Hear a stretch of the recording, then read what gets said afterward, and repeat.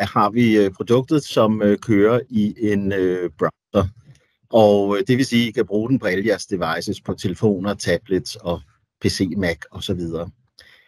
Systemet har ejendomsdata på alle ejendomme i Danmark, lidt mere end 2,6 millioner ejendomme. Og webinaret, vi skal igennem i dag, det hedder, hvordan arbejder man med egne data. Så for at definere til at starte med, hvad er egne data, så vil jeg sige, at egne data, det er data, som måske ikke lige er noget, man kan udsøge offentligt. Og jeg har taget et eksempel med i dag, hvor jeg har et regneark. Det her regneark, det har jeg måske bare selv siddet og lavet stille og roligt på mit kontor. Jeg har lavet nogle kolonner i Excel. Jeg har måske fået økonomiafdelingen til at trække nogle tal ud for nogle ejendomme, der kunne være i den her virtuelle ejendomsportefølje.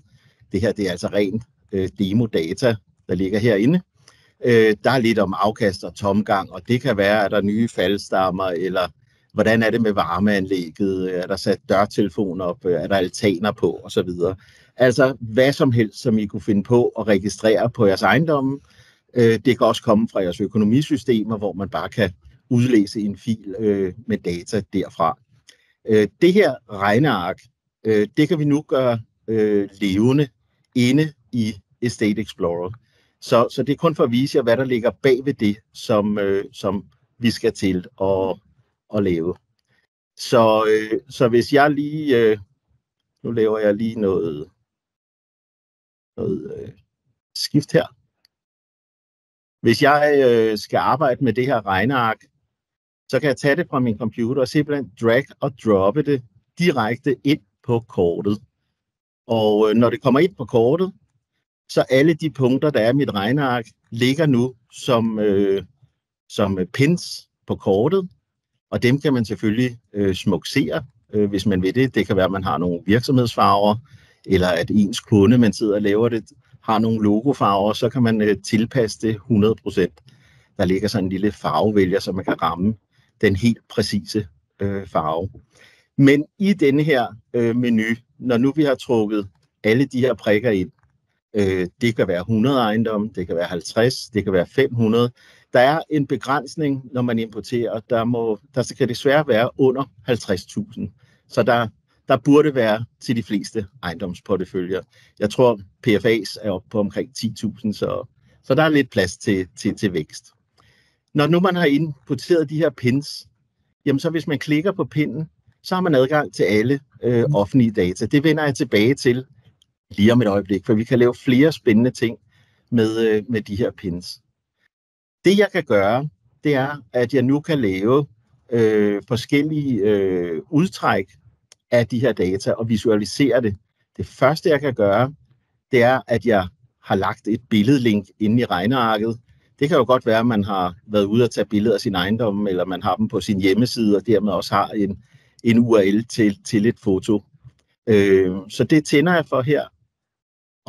Og nu er min ejendomsportefølje, hvis vi lige zoomer lidt ud, nu er min ejendomsportefølje repræsenteret på kortet med billeder af de pågældende ejendomme.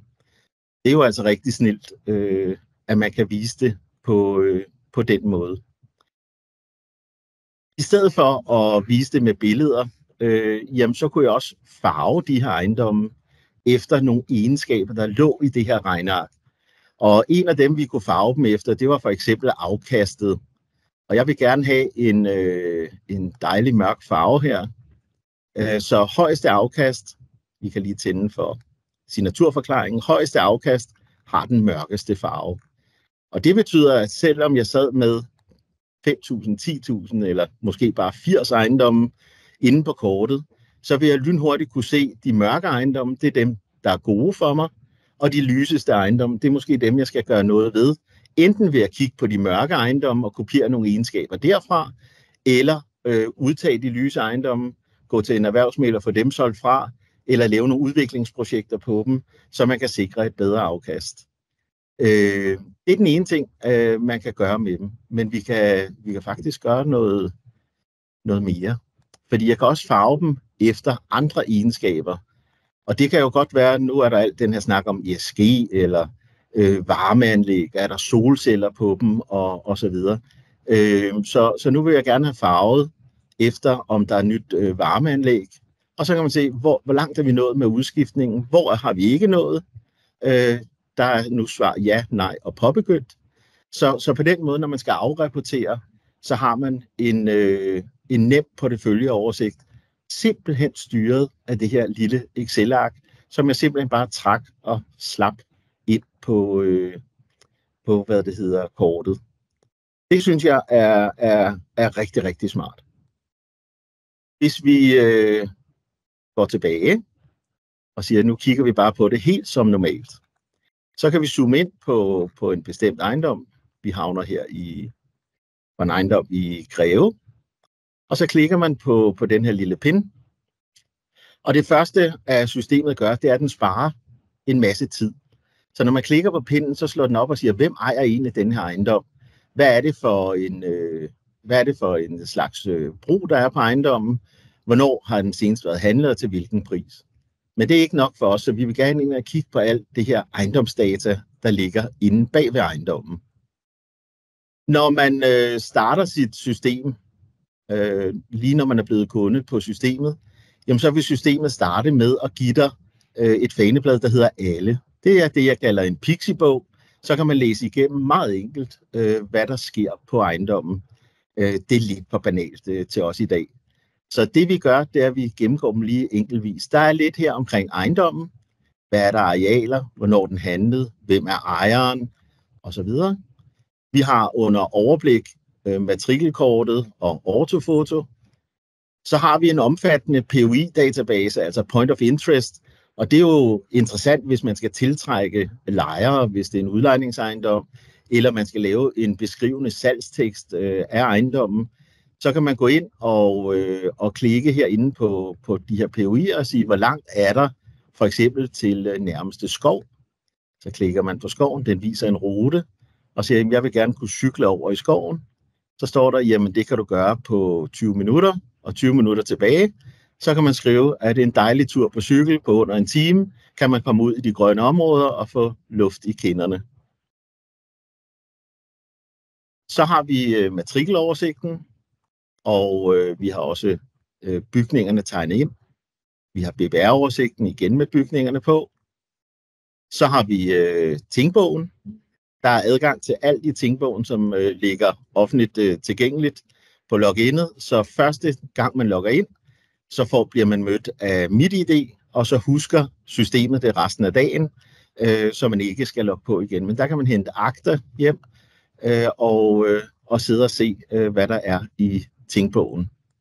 Vi har tal fra boligmarkedsstatistikken, og så kommer der en ret vigtig ting, at så har vi oversigt over alle planer, der er lyst på den her ejendom, vi er inde og kigge på. Det vil altså lokalplaner, det kan være kommuneplaner, og alle planerne ligger med komplette tidslinjer.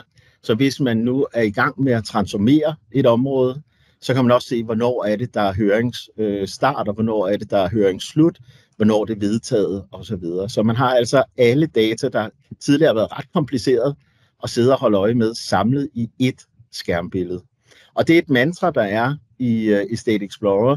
Det er, at det meste information om en ejendom bør kun være et klik væk. Når jeg siger det, så vil I nok også alle sammen kunne fange mig, at der nok er nogle steder, hvor der måske er 2 klik til at komme ind til det, og det beklager jeg, men vi kan jo altid gøre det bedre. Så er det sådan, at så har man mulighed for at se, hvem er på adressen. Hvilke virksomheder er registreret på den her adresse. Og så har man i Estate Explorer forskellige pakker. Vi har en standardpakke og en pro-pakke. Og i pro-pakken har man adgang til Newsec markedsdata for området. Og der kan man simpelthen gå ind og sige, jamen hvad er markedsprisen og detailindustri, kontor og andet, og få at vide, hvor mange observationer er det baseret på. Og så til den helt store, alle de offentlige vurderinger. Og der er jo ved at blive sendt nye vurderinger ud, så de punkt går vi helt sikkert ind og laver et særskilt webinar om. Når nu man er på de her ejendomme her, og når nu man har slået den her ejendom op på Lilleholm 1 i Greve, Hvis man nu bruger den til for eksempel en valuarrapport, eller man bruger den som en underliggende dokumentation for, hvorfor man har sat prisen på noget, eller man bare har vil gemme den til senere, så har man 2 funktioner herinde i det her skærmbillede, der kan gøre livet lettere for en. Den første, det er, at man kan klikke på eksport til Excel. Så laver systemet et regneark med ejendomsdataen på den her ejendom. Jeg håber, at det åbner op lige om et kort øjeblik. Kommer her. Så har man her i regnearket bygningerne, etagerne, opgangen, grund, enheder, tekniske anlæg, ejerlejligheder osv. osv. Og så har man på den måde låst de her BBR-oplysninger til det tidspunkt, hvor man trak filen. Så man kan altså have sin ryg fri, lægge det op i sit dokumentrum, lægge det op i sit undersøgelses Teams eller SharePoint-site, eller hvor man nu arbejder med det. Det andet, man kan, det er, at man kan det, der hedder poppe den her ejendom ud. Ved at lave en pop ud, så laver vi en lille mini-hjemmeside, kun med de her ejendomsdata.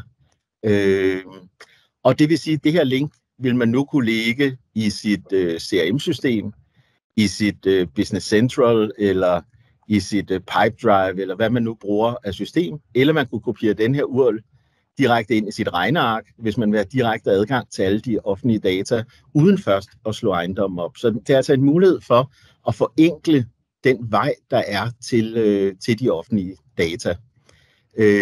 Det her, det er også en rigtig, rigtig god måde at dokumentere og nemt kunne finde tilbage til de ejendomme. Jeg tror, vi alle, der har prøvet at lave research på ejendommen, er havnet med, at der er nogen, der siger, hvorfor er det tal, som du siger der?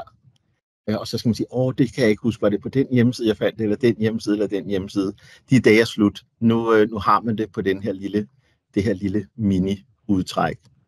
Og det har den altså gjort. Alt det, vi har været igennem her, har den gjort for alle de punkter, som man manuelt har indlæst fra regnearket. Så det er en rigtig god måde at arbejde med sine egne data på. Det man også kan gøre i systemet, nu kan vi lige zoome ind på den her ejendom, den ligger et ret interessant sted, synes vi måske. Der kunne vi godt tænke os som kunde at lave et lille projekt. Jeg vil gerne markere, at der på den her ejendom, der snakker vi faktisk om at lave noget biodiversitet. Det er jo så dejligt med alt det her ESG og DGNB og så videre. Så kan vi lige tegne den her gård op. Som I kan se, så har jeg ikke gået på arkitektskolen. Det var da utroligt. Den skal lige have et klik hernede. Og så kommer vi op. Så nu har jeg tegnet den her baggård ind. Den måler så op og siger, hvor mange kvadratmeter er det her gårdområde. Jeg kan gemme det og kalde det. Når nu jeg har det her område, så kan jeg også farvelægge området, og så kan jeg bagefter lige lave det stiplet, fordi det er jo noget, der er under projektering. Og så siger jeg, jamen hvorfor gør du nu det? Hvad skal vi nu bruge det her til? Det kan vores folk jo sidde og gøre i Photoshop eller Illustrator, eller vi kan hive det over et andet program og gøre. Ja, det kan man godt. Men så involverer man andre kollegaer, andre arbejdsområder. Her kan man gøre det færdigt selv med det samme og få et godt resultat. Men det, som jeg har gemt som en af de helt store ting, det var nu så, at man kunne lave en mini-hjemmeside med alle de data, vi poppede ud. Man kan faktisk også lave en mini-hjemmeside med ens ejendomsportefølje.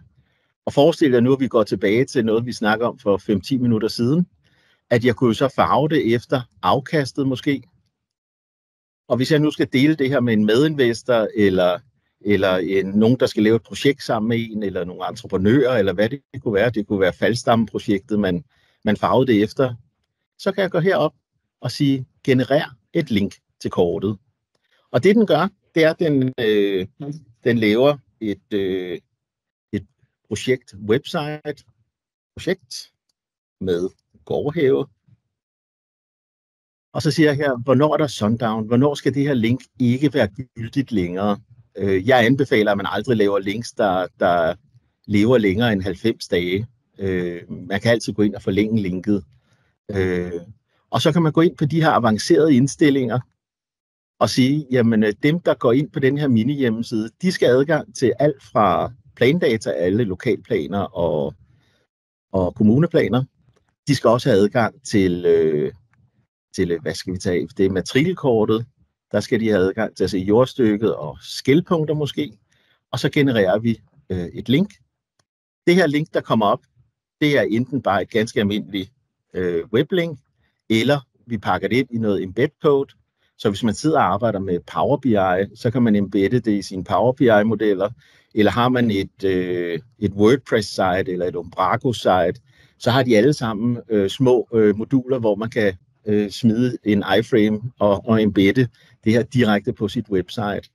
Det er der store forsikringsselskaber, der for eksempel bruger softwaren til at vise, hvor bor der en taksator, hvis du har haft en stormskade, hvor kan du ringe til en tømrer, en snedker og en murer osv.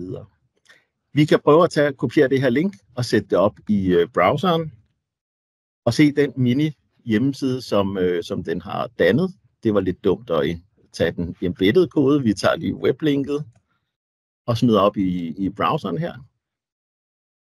Og så viser den sig så denne her mini hjemmeside med dine egne data fra Excel-arket, som der er blevet farvet med de ting, altså det var afkastet, vi valgte på den her model. Og så har man over i menuen her tændt for de muligheder for at se matrikelkortet og se alt fra plandata med kommuneplaner, lokalplaner osv. Og det kan, når du har en Estate Explorer licens, og du deler det her link, så følger rettighederne, som du har tilkøbt dig, med til dine kunder og dem, som sidder og arbejder med det her. Så de behøver ikke at have et kort, eller have en licensaftale for at sidde og arbejde på kortet. De kan bare ikke tilføre nyt til kortet. Det er ligesom låst til den, der har licensen. Og så kender vi alle sammen det, at man har sendt en opgave, man har siddet og arbejdet på i dagevis, ugevis. Og lige så snart man har sendt det, så gør man jo altid det dumme, at man tager fat i en kollega og siger, hey, prøv at se det her. Og så siger kollegaen, hvorfor er der en stavefejl der? Eller du har jo glemt den her ejendom. Eller det er et forkert tal, der står her. Og der kender vi alle sammen det, at man får den her lille blodår, der er bag ved ens øre, eller lige op over øjenbrynet, der begynder at sidre. Det skal I ikke med Estate Explorer. Har I lavet sådan en fejl, så går I ind og retter fejlen inde i grundsystemet her. Det kan være, at man siger, gud, det hedder ikke går. Vi skal rette det her. Det skal hedde, det skulle være en træterrasse for eksempel. Så retter man det, så går man op, og så siger man, generer link til kort. Og så kan man gå ind her og overskrive det link, man har sendt ud. Så indtaster man bare det link, man har lavet tidligere. Det har jeg her. Og så er det udskiftet. Det vil sige, at kunden når måske aldrig at opfatte, at man har siddet og udskiftet data på linket. Fordi URL'en er den samme. Så der kommer altså ikke en mail, der hedder, ups, jeg glemte at vedhæfte, eller nej, hvis man er sendt til 10, her er en ny URL, og nogen sidder på den gamle, og nogen sidder på den nye. Man har helt styr på det ved at arbejde med de her små mini hjemmesider. Godt. Det var mange ting på meget kort tid. Men jeg vil vise jer, at systemet kan meget, meget mere, når man sidder og arbejder med sine egne data. Fordi nu har vi for eksempel en klynge af ejendomme. Hvor skal vi dykke ned henne? Ja, vi tager faktisk de her, der ligger i det her område her. Og nu vil jeg gerne undersøge det her område. Jeg har mine egne data liggende her. Det er de ejendomme, der er interessant for mig. Vi kan gå ind og lige ophæve farvning efter afkast, så vi bare får en normal pen. Og så kan jeg gå ind og sige, at jeg vil gerne arbejde med alle de her spændende kortlag, der ligger. Og der kan man nok godt nogle gange fare vildt. Men vi har det også alle sammen sådan, at vi har vores egne små arbejdsområder, vi har vores egne måder at arbejde på. Så hvis man en gang for alle har været inde under matrikelkortet og siger, jeg vil gerne se jordstykket og skælpunkter, så kan man gemme det som det, der hedder et favoritlag. Det har jeg gjort heroppe. Jeg har snydt lidt ligesom i tv-køkkenet. Så når jeg tænder for det, så har jeg på alle ejendommene, så har den tegnet matriklerne ind, Og den har vist med de små sorte prikker, hvor er skælpunkterne henne. Man er slet ikke i tvivl. Og når man så er færdig med det, så kan man bare slukke for ladet. Så man skal ikke sidde og lede. Det synes jeg er super smart. Hvis man ikke ved, hvor man finder det henne, jamen så kan man bare gå op i sin supersøger heroppe i toppen, og måske skrive jordstykker. Så siger den, der ligger et lag, der hedder jordstykker, som du kan tænde for. Så du har fuld hjælp indbygget i brugergrænsefladen til at gøre dit arbejde nemmere. Så er der mange, der har henvendt sig til os og sagt, det er altså smart det her, og jeg sparer rigtig meget tid. Men ved du hvad, når jeg skal sidde og kigge på de her ejendomme, der er i min portefølje, og skal gøre det samme på måske 80 eller 100 ejendomme, så bliver jeg altså træt af alle de her mange museklik, der ligger på ejendommene. Så det vi gør, det er, at vi åbner lige ejendommen, og så gemte jeg, for dem der lige så det, en menu herover, der hedder favoritter. Og de her favoritter i favoritmenuen, nu kan jeg lige nulstille den, der kan jeg vælge, hvad skal mit favoritskærmbillede være? Jamen altså, jeg vil for eksempel gerne se et ortofoto. Nej, det vil jeg faktisk ikke. Jeg vil have ejerforholdene først, og så bagefter vil jeg have et ortofoto, og så vil jeg faktisk godt have lidt fra tingbogen. Jeg vil godt se noget med adkomst. Og man bestemmer selv rækkefølgen, så hvis nu man vil bytte rundt, så bytter man bare rundt. Jeg lukker, så nu har jeg her mit favoritbillede, og uanset hvilken ejendom jeg så herude på kortet, vi kan lige klappe den her ind, uanset hvilken anden ejendom jeg klikker på nu, så kan jeg åbne den i det her vindue, i mit eget designede vindue, hvor den henter ind, hvem er ejerne på det her, ortofotoet, og jeg kan scrolle ned og se adkomsten fra tingbogen. Så igen, det her et-klik væk-strategien, det er, at I kan bygge jeres egne skærmbilleder og gøre navigationen igennem systemet super enkel og super let. Det håber jeg selvfølgelig også, at I synes, det er. Vi har gjort mange forsøg på at nå til den rigtige brugergrænseflade, og jeg vil sige, at alle Newsec medarbejdere har været udsat for forskellige forsøg på at gøre den her brugergrænseflade så intuitiv som overhovedet muligt, og jeg synes, at vi er tæt på at have noget, der virkelig har speedet op under processerne. Men lad os se nogle andre ting, der ligger med de her kortlag. Vi har også forureningslagene inde, så hvis jeg vil kortlægge V1 og V2, det ser ud som om jeg har købt nogle billige ejendomme her, de ligger i hvert fald på nogle ret fine adresser med god V2-forurening, så kan jeg se det, og jeg kan se alle lokalplaner, der er vedtaget i området, og igen, hvis jeg vil se lokalplanen, så klikker jeg bare ind på den og henter pdf'en. Men jeg kan også arbejde med de her ejendomsdata på en helt ny måde, noget vi kalder kend dit område.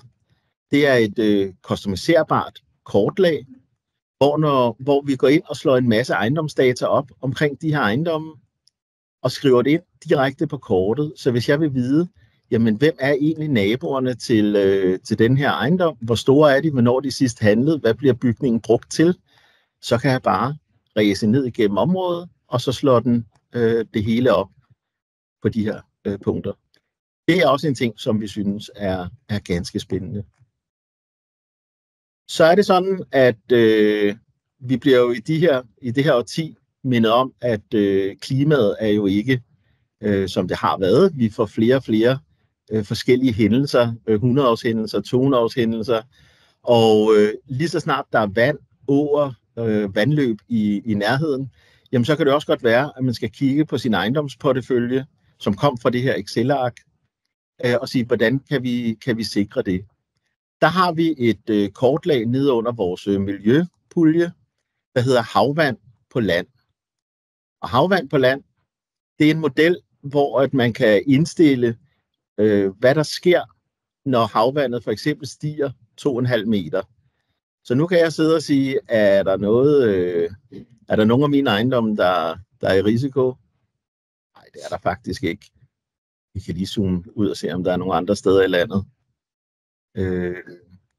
Ja, ved du hvad, der begynder at ske noget hernede. Jo. Ved du hvad, vi har noget hernede ved Næstved.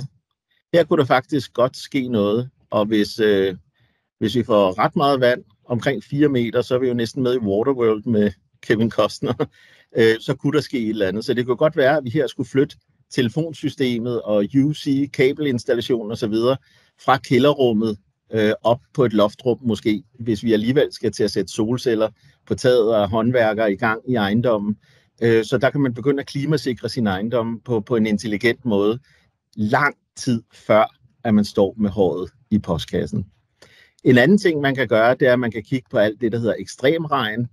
Og igen, så kan vi simulere med ekstremregnen her, at jeg tror ikke på, at der kommer 105 mm. Jeg siger, at der kommer 60 mm. Det er et dobbelt skybrud. Det er set for eksempel i den her weekend i det jyske. Og der kan man igen dykke ned og sige, hvor vil vandet fra et dobbelt skybrud lægge sig? Og lad os nu sige, at man i den her, man påtænker at købe den her ejendom, eller man vil renovere den her ejendom, at man påtænker, at der skal ligge en stor legeplads i det her område her, med et dyrt faldunderlag og en masse sand osv. Der skal man måske lige tænke lidt over at få drænet det her regnvand et andet sted hen, ellers ødelægger man sin investering. Det er sådan nogle ting, der godt kan være usynlige, hvis man ikke lige har dataen, der kan synliggøre det. Og igen, vi kan jo bare zoome ud og zoome ind på en hvilken som helst ejendom i Danmark. Der er 2,6 millioner ejendomme data inde i det her system. Når man så zoomer rundt på alt det her, så kan det jo godt være, at man siger, jamen Johnny, jeg arbejder for eksempel i en virksomhed, som kun beskæftiger sig med ejendom i Nordsjælland eller nord for København. Så alt det der med at cykle frem og tilbage på kortet, det er forvirrende, synes jeg. Jamen, det er sådan, at hvis man lige holder øje med, hvad der sker heroppe i toppen af browseren, så hver gang, at jeg navigerer, hver gang jeg zoomer, hver gang jeg flytter, så ændrer den de koordinater, der står oppe i toppen. Så hvis jeg kun vil beskæftige mig med Nordsjælland, så kan jeg tænde for Nordsjælland, og så kan jeg bare bogmærke denne her URL, så vil systemet altid kun starte over Nordsjælland. Så hvis jeg sidder på et projekt i en måned, hvor jeg kun kigger på Refshaleøen, så får du softwaren til at starte på Refshaleøen, i stedet for at spilde 20 sekunder mange gange om dagen på at zoome ind på Refshaleøen. Det er bare sådan en lille tip, der ligger i brugergrænsefladen. Nu vil jeg lige tage en tår vand, og så ved jeg ikke, Anne-Christine, er der kommet nogle spørgsmål på chatten? Nej, det er det. Det tager jeg som et tegn på, at det går godt. Så er det sådan, at det her med import af egne data, nu viser vi det som nogle ejendomme. Det kunne lige så godt være, hvor kommer vores lejere fra. Det er jo sådan, at man kan jo altid spørge, hvor flytter I til fra, og måske lave nogle andre typer kort.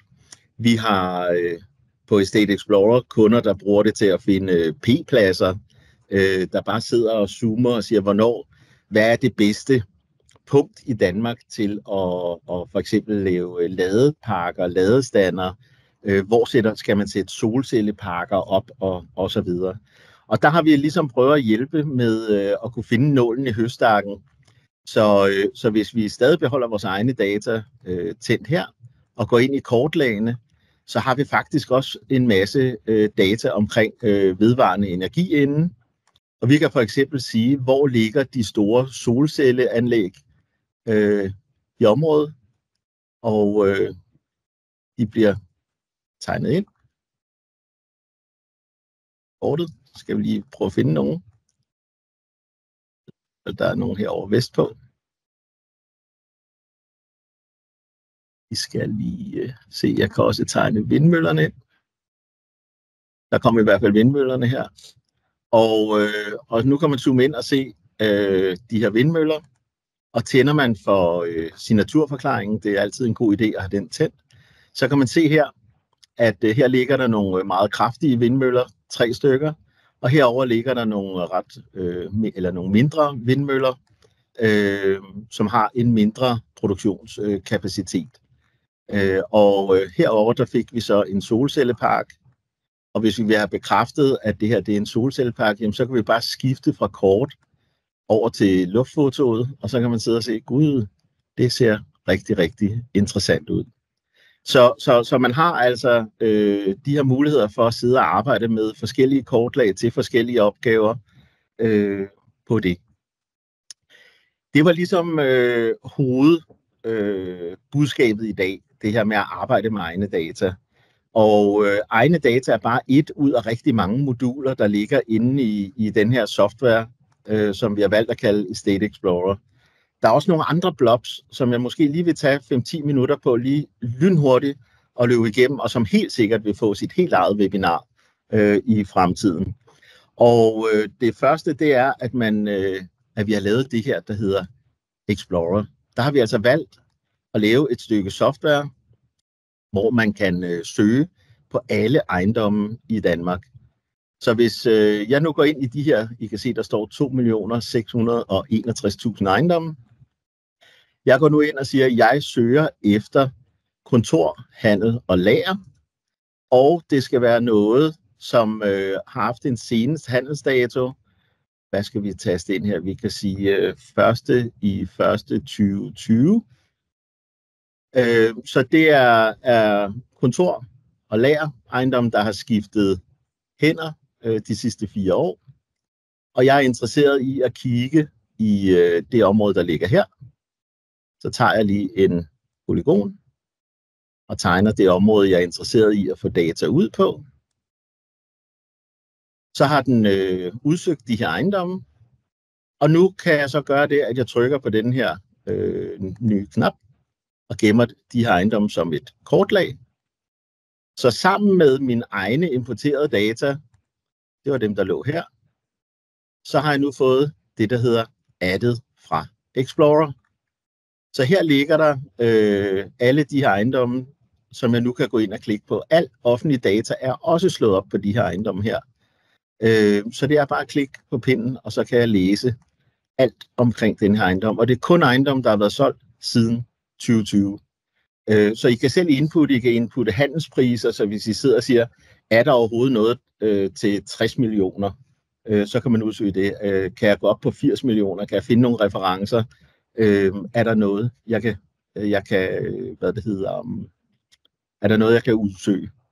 Men inde i modulet kan man faktisk også putte endnu flere data på, fordi vi har også opvarmningsformer, vi kan have tagmaterialer, vi har afstand til motorvej, afstand til ladestander og offentlig transport osv. Så man kan altså sige, at jeg skal have en lagerejendom, der skal ligge tæt ved motorvej, og så tegner den kun de ejendomme ind, der ligger måske 500 meter, hvis det er det, man indtaster, fra motorvej. Og der skal være en ladeinfrastruktur, fordi jeg ønsker at køre med el-lastbiler. Så kan man også kombinere de her ting. Det er altså rigtig, rigtig smart. Så har vi et modul her, der hedder ejerskabssøgning, og det er jo lidt den klassiske, at man søger efter, hvordan tingene hænger sammen. Og jeg sætter den her i gang med at søge på, jeg kan lige se, om det overhovedet virker. Jeg har ikke tålmodighed til her. Så vi laver lige en anden søgning. Jeg vil gerne se alle ejendomme, der er ejet af Københavns Kommune. Eller søge ud, hvordan det ser ud. Og den viser mig nu en træstruktur, hvordan Københavns Kommune ser ud. Jeg kan få vist Københavns Kommunes ejendomme på et kort. Og jeg kan også se, at de ejer en masse over i det jyske. Lad mig gætte, at det er nogle feriehuse til medarbejderne, eller nogle infrastrukturbygninger til HOFOR. Og nu kan jeg så igen udlæse de her til Excel, hvis jeg vil sidde og arbejde med det i Excel. Vælge nogen til og fra. Og da jeg viste jer det her Excel-ark til at starte med, nu prøver jeg at binde en rød tråd, så kunne I jo bare tage det ark, når jeg redigerede det, og trække det tilbage i softwaren, og få tegnet punkter ud fra det. Så man kan hele tiden sidde og filtrere, og selv bestemme, hvordan dataen skal være, og alt, der bliver importeret, bliver slået op mod de friske offentlige data. Det næste, som man kan gøre herinde, det er jo, at man kan også udsøge ejere og se, hvad poster har de her, hvad bestyrelsesposter har de, hvilke andre ejendomme ejer de, og det er et helt webinar for sig, som vi sætter op snarligt. Så har vi en projektdatabase, og den her projektdatabase kan bruges til at gemme ejendomme undervejs, mens man sidder og arbejder med dem, hvor man kan arbejde med hashtags. Og en af de sidste ting, inden vi åbner op for spørgsmål, det er, at hvis jeg nu skal sidde og kigge på den her på det her område af ejendom og siger, hvad er det egentlig for nogle mennesker, der bor ude på Christinehøj, så har man mulighed for, når man har en Estate Explorer-licens, at tilkøbe adgang til demografidata. Det har jeg i min lille løsning her. Undskyld, var der et spørgsmål? Nej. Tilkøbe demografidata. Og hvis jeg nu klikker på demografidataen og siger, at jeg vil gerne vide, hvad er det for nogle mennesker, der bor herude i Christinehøj, så trækker jeg en cirkel og genererer en rapport. Og rapporten her kommer nu op, og jeg kan nu med data fra Danmarks Statistik se, hvordan er aldersfordelingen ude i området. Jeg kan holde musen hen over de her interaktive grafer, og se, hvordan ser det ud i forhold til landsgennemsnittet. Jeg kan se ældste person i husstanden, boligstørrelse, ejerskabstype, hvornår de er opført, hvordan er folks uddannelsesniveau, hvor mange børn har de, hvad er deres civilstand, har de biler til rådighed, og det er jo vigtigt, hvis man skal til at trafikplanlægge ude i området, og sige, hvor mange p-pladser skal vi have i fremtiden, og specielt hvis man laver helt nye kvarterer. Hvordan er deres beskæftigelse, hvordan er deres personlige indkomst, deres husstandsindkomst og deres husstandsformue. Inden jeg går videre, så vil jeg sige, at alle de her forskellige variabler, der kommer fra Danmarks Statistik, der har vi så haft et eksternt firma til at sidde og knuse de her data, og faktisk oversætte det til nogle familietyper, til nogle mennesketyper, som vi kalder en live-klassifikation. Og det vil sige, at nu fortæller den, hvordan er det her område fordelt på de her forskellige mennesketyper. Og hvis vi kigger nedad, så er der 16,9%, der er familier i balance. Der er 35,1% veluddannede og pålidelige. Og så er der solid økonomi og stærkt sammenhold. Det lyder altså som om, det er et fint kvarter, de her ejendomme, de ligger i. Det kan også godt være, at man går ind med sin investering for at gøre det modsatte, at man går ind og siger, nu vil jeg prøve at lave noget diversitet i det her område, eller jeg vil tilbyde nogle studieboliger, eller et eller andet. Men man kan få analyseret, hvad er det for en boligmasse, der er, blot ved at trække en cirkel. Og noget af det allerbedste, og noget af det, jeg synes, der er en rigtig smart ting, det er, at mange gange skal man jo også afrapportere de her ting. Så der klikker man lige på download, og må ikke, at man så også får en Excel-fil op. Kommer her. Får man en Excel-fil op med alle rådataene fra Danmarks Statistik, og så kan man selv gå ind og lave sine egne pivot-tabeller, og pille det her ud, putte det ind i PowerPoint, gøre, hvad man vil, markere forskellige farver og sige, vi laver det her, fordi derude i det her område skal sådan og sådan og sådan og sådan. Så igen kan systemet meget enkelt underbygge det her med, at det skal være nemt, og man skal have alt data til rådighed lige ved hånden. Jeg tror, vi er ved at nærme os slutningen af listen, og det sidste punkt, jeg vil vise, det er et lag, som jeg egentlig er rigtig stolt over, at vi har i systemet. Det er et kortlag, der ligger hernede under veje, som hedder trafiktal. Og under trafiktal, der har vi kategoriseret trafikken og sige, jamen vi vil faktisk gerne vise værdien, altså hvor meget er der af trafik i området, og hvad er det for en type trafik. Og vi har også cykeltrafik med, hvis man vil have det ud separat. Nu tænder jeg for det her lag, og så viser den, hvor der er målinger fra Vejdirektoratet og målinger fra kommunen sammenstillet. Det er data, som kan tage rigtig, rigtig lang tid at indhente manuelt, og man kan bruge timevis på at gøre det. Men det, vi har gjort på løsningen her, det er, at vi også har opsummeret det. Så I kan se her, at i takt med, at jeg zoomer ud og gør kortet større, så følger trafiktallene med. Og jeg kan nu se, hvordan er alle de store færdselsårer på Sjælland, hvordan ser det ud, hvor løber trafikken henne.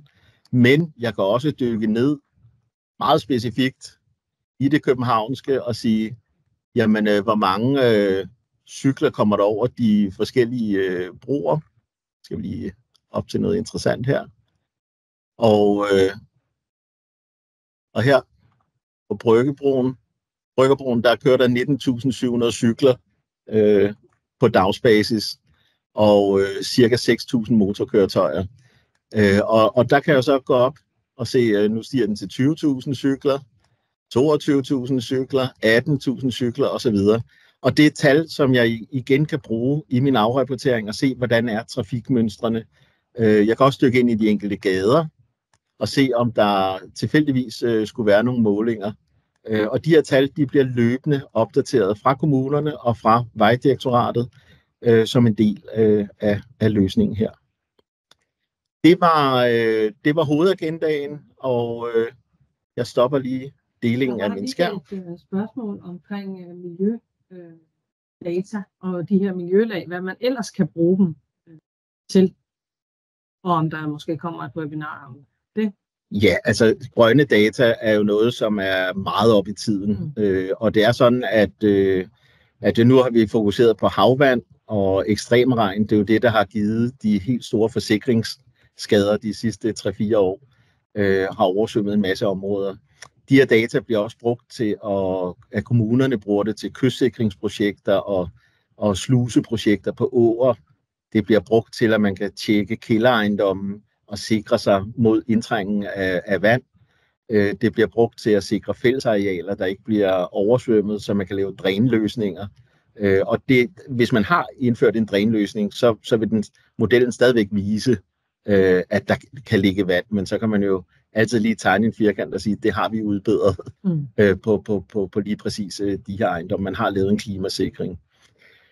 Så er det sådan, at de grønne data bliver også brugt til de her certificeringer, som der er meget op i tiden. Altså det er jo en del af ESG'en, eller kan være det. Og så hvis man laver DGNB-certificeringer, så skal man jo også kigge på nogle af de her ting. Og alle de her små elementer af data er alle sammen noget, der ligger herinde, og der vil komme meget mere af det i fremtiden. Omkring miljødata kan vi jo også, nu har vi kategoriseret det på en lidt anden måde, men der ligger også paragraf 3, lavbundsjord, hvis man vil kigge på det. Vi har data om de her boringsnære beskyttelsesområder, altså de her sprøjtefrie zoner, som der netop nu bliver vedtaget lovgivning omkring. Og generelt, så hvis man sidder med nogle specifikke behov, så henvend jer bare endeligt til Newsec eller ViaMap og stil de her forespørgsler, så ser vi, om dataen findes, og må ikke, at vi så også kan finde en vej til at få det ind i softwaren. Men det er helt klart alt det her. Jeg kan desværre ikke trække biodiversitet og alt sådan noget ind, som der er ret stor efterspørgsel på. Men vi har jo luftfotos af alle bygninger i Danmark. Vi har skråfotos af alle bygninger i Danmark. Så vi kan dykke ned i enhver baggård og se, er der hård befæstning? Kan det betale sig at rive asfalten op og lægge noget græs, for dermed at gøre noget for biodiversiteten og i øvrigt for optagelsen af regnvandet? Så alt det her, alle typer af datakilder bliver i fremtiden gransket og siger, hvordan kan vi få det over, drejet en lille smule til at understøtte den grønne dagsorden. Der er også noget med forsyning fra sol og vind, som også... Det er rigtigt. Altså, vi har kortlag, hvor at vi på kommuneplan har regnet ud, hvor meget produktion er der af solcellestrøm, hvor meget produktion er der af vindmøllestrøm, hvilke kommuner er meget grønne, og hvilke kommuner er ikke begyndt endnu. Og det er jo også vigtigt, hvis man for eksempel skal planlægge nye investeringer.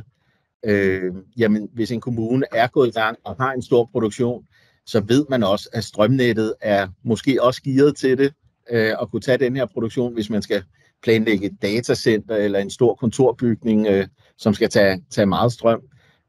Så kan man se, om skal det være kommune A eller kommune B, hvis man er i tvivl. Man kan også se det som en investeringsmulighed og sige, jamen hvis jeg kan blive first mover med et stort solcelleanlæg i det her område på Sydsjælland eller nord for København, jamen så er det også en indikator i, hvor skal man gå i gang. Så data kan understøtte en masse processer, der tidligere har været følelsesdrevet, men som nu bliver datadrevne. Er der ellers nogle spørgsmål? I hele taget, så det der med, at man kan komme med et Excel-ark og få beriget det med nogle offentlige data, fordi det er typisk, så sidder vi og arbejder med noget, vi selv har, og så er det meget tidskrævende at finde de her oplysninger. Så det er i hvert fald noget, vi har rigtig meget brug af. Altså jeg plejer at sige, at arbejde med de her egne data, det er lidt ligesom at stå hjemme i køkkenet og lave en lagkage til en fødselsdag. Og jeg ved, det er et meget banalt følelsessprog, jeg kommer med her. Men man starter med at indlæse lagkagebunden, som er ens eget Excel-ark. Så vil man gerne have noget lækker creme. Der tager man måske nogle POI'er eller nogle miljødata. Så drysser man lige noget chokolade. Det kan være noget om vindmøller og så videre. Og på den måde kan man bygge en lagkage, og hvis man fortsætter, jamen du kan have hundredvis af lag i den lagkage. Og når den så er lækker nok til, at du siger, den glæder mig til at vise mine gæster, så laver du en mini-hjemmeside og deler den, og så kan folk selv sidde og kigge, hvad der er i de forskellige lag, og klikke igennem og tænde og slukke og sige, hvad er interessant for mig. Billedsprog er fint, men det handler jo også om ejendommen, og det handler jo om, at alle ejendomme har nogle unikke, altså nogle ting, der gør ejendommen unikke, ellers havde man den nok ikke i sin portefølje. Men det kan også godt være, at det netop er det, man udsøger og siger, jamen prøv at se, når jeg kigger på det i det store billede, når jeg lige zoomer ud ved hjælp af den her datadrevne proces, så er der altså lige 3 ejendomme i Næstved, der skiller sig ud, og dem skal vi have gjort noget ved, enten udvikle eller afvikle. Inden vi afslutter webinaret, så vil jeg lige dele min skærm igen og sige, at alt det, I har set herinde i systemet, det kan I alle sammen få adgang til. Og I kan alle sammen få adgang til det gratis i 30 dage. Hvis I går ind på den hjemmeside, der hedder estateexplorer.dk, så er det hjemmesiden, hvor vi fortæller lidt omkring, hvad systemet kan. Det har I jo set på webinaret i dag. Og så kan I gå op og klikke på Prøv Demo. Og ved at udfylde de her ting, det tager 30 sekunder, så er man i gang med sin egen licens. Man udfylder simpelthen bare e-mail og et password, et navn og telefonnummer. Så får man en sikkerhedskode på e-mail, man lige taster ind, og så er man på. Så har I softwaren i en næsten fuld version. I har ikke demografidataen med i de her 30 dage. Har I lyst til at få nogle demografirapporter og se nogle eksempler, så kan I altid skrive til os, så kan vi trække det til jer og sende det til jer på e-mail i de første 30 dage. Og når så man har udfyldt det her, jamen så er man direkte på og har sin egen version, man kan bruge. Og så fik jeg på en af de andre webinarer et spørgsmål om, hvad er priserne? Jamen dem har vi faktisk også skrevet her. Og det er ikke fordi, det er særligt skræmmende priser. Vi har basis, som er uden markedsdata, og premium, som er den fulde pakke med alt markedsdata og kort over afkastgrader og tomgang osv. fra hele landet. Og hvis man tager den helt store pakke, og man er en 5-10 brugere, jamen så er prisen altså helt nede under 1000 kroner per bruger i det her leje, og helt nede i 667 kroner, hvis man ikke vil have markedsdata med.